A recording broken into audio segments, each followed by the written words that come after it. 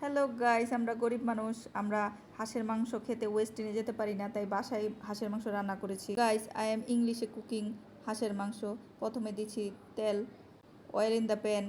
Pan is হৌরার তেল means সরষের দিল। পরে দিলাম চামচ দিয়ে বাইরে নি। তারপরে দিলাম অনিয়ন বাটা, পেঁয়াজ বাটা। যতক্ষণ মন চাইবে অনিয়ন বাটা দিতেই থাকবেন। তারপরে দিছি জিঞ্জার বাটা। পরে দিবেন জোরে একটা কুইকলি লাড়ালাড়ি। তারপর দিবেন সল্ট, আই অ্যাড সল্ট। তারপর দিলাম একটা লাড়া। দূরও খালি বাংলা ডিস্টার্ব করে, কি লিগে যে বাঙালি হইলাম। পরে দিমু এক বালতি পানি।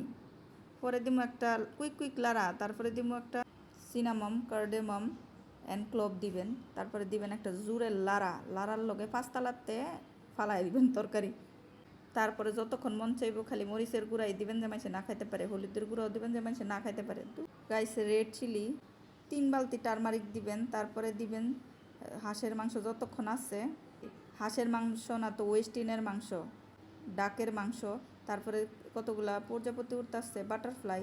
আরে রান্নার মধ্যে বাটারফ্লাই আইস না বাগানতে। আমার রান্না দেখা বা বাটারফ্লাইগুলো আইসা পড়ছে খাওয়ার জন্য। পরে দিলাম একটা রান দেখাইলাম সবাইকে, লালুস লাগাইলাম।